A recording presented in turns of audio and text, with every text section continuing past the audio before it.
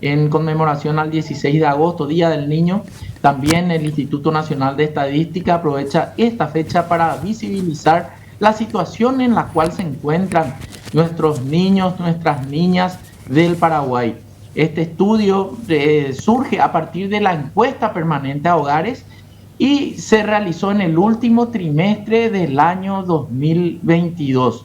Estamos hablando de la población de 0 a 17 años de edad, en donde de 0 a 4 son cerca de 670.000 personas, de 5 a 9 años son 720.000 personas, de 10 a 14 años 672.000 y de 15 a 17 años alrededor de 391.000. Aproximadamente la población de 0 a 17 años de edad ronda los 2,5 millones.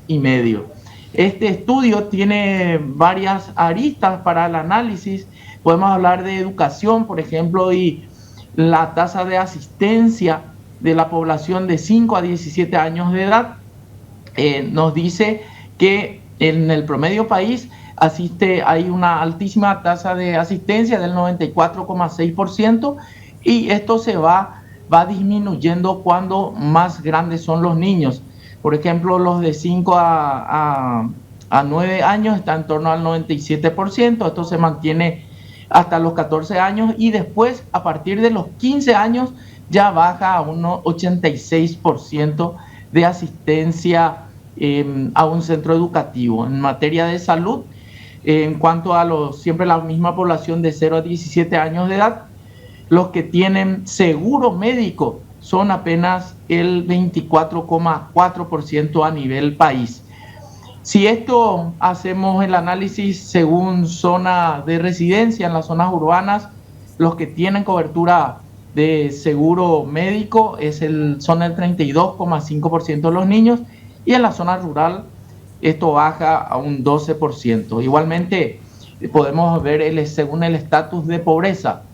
Antes de ir a esos números, director, ¿sí? Para subrayar nomás esto que mencionabas, que me parece demasiado importante porque son dos servicios básicos, la salud y la educación. Por un lado tenemos que los niños cuando son chiquitos van a la escuela, pero luego van llegando a esa etapa de la adolescencia y ya no terminan en el colegio. Es decir, vemos que hay muchos niños que no terminan el colegio, pero si vemos en el servicio de la salud, aún muchísimos más son los que no reciben a partir de una cobertura de seguro, de salud, este servicio que es tan importante y tan básico. Y ahí está esto de el deber y la deuda que tiene el Estado también para atender a esta franja vulnerable. Y más aún en las zonas rurales, como podemos ver con estos números. Y ahora sí, director, un poco luego de subrayar estos datos que me parecen muy importantes, estamos asumiendo, es decir, estuvo asumiendo el nuevo presidente de la República con muchas promesas justamente en esas áreas en particular, y qué bueno sería tomar esta fecha importante, esta fecha conmemorativa para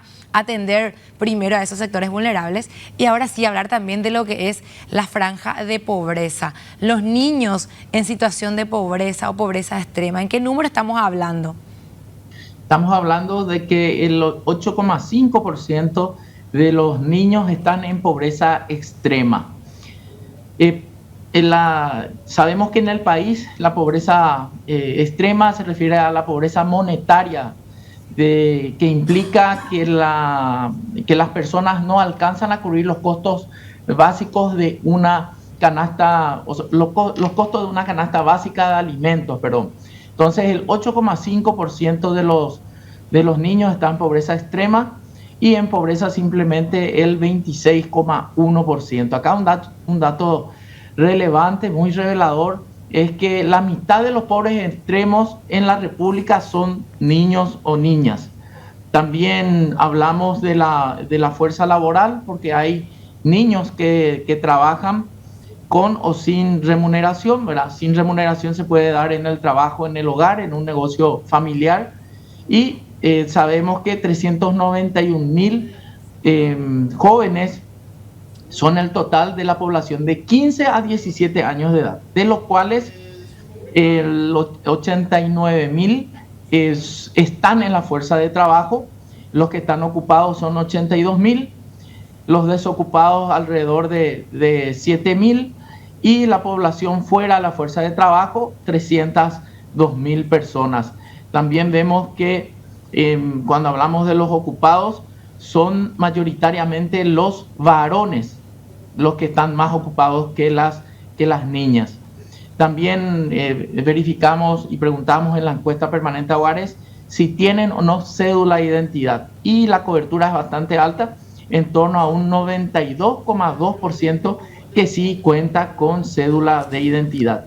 Director, también, antes de avanzar también este dato muy interesante de la pobreza extrema, ¿tienen desglosado por zona de vivienda, zona rural y zona urbana, ese desglose para poder también tener los datos precisos? Sí, los datos de la pobreza nos muestran que sigue teniendo rostro rural, ¿verdad? Y los departamentos más afectados por la pobreza monetaria siguen siendo los departamentos de Caazapá y también Caaguazú. Y después le sigue el departamento de San Pedro. Y siempre en las áreas rurales es en donde más se verifica la pobreza monetaria. Muy interesante eso, porque entonces focalizar allí esos servicios básicos, esos programas sociales, sería muy interesante también, porque entendemos que en la pandemia, por ejemplo, hubo un salto en muchos números de muchas áreas y se focalizó en esos sectores justamente gracias a los datos que tiene estadística. Esos programas sociales, y en este caso ya es en la pospandemia, hay un desafío ahí muy interesante y muy grande de poder atender a esos rubros. Pero además de la pobreza extrema, hay otros números también que son parte de esta encuesta permanente a hogares. Director, contanos un poco más acerca de la situación de los niños. Sí, como te decía, en materia de las personas que tienen cédula de identidad y de los niños, el 92,2% tiene cédula de identidad, y finalmente la encuesta permanente de hogares nos permite conocer la población de 10 a 17 años de edad que utilizó Internet.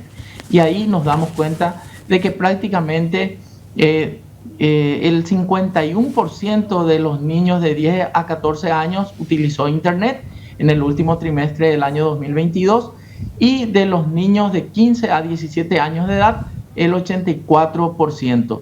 Vemos que en el caso de los hombres y las mujeres no hay mucha diferencia, entonces prácticamente acceden a Internet en la misma cantidad. Estos son algunos de los datos que dimos a conocer en el contexto del Día del Niño, y por supuesto son insumos fundamentales para la formulación y el monitoreo de políticas públicas, pero también son útiles para que la ciudadanía sepa cómo están los niños actualmente.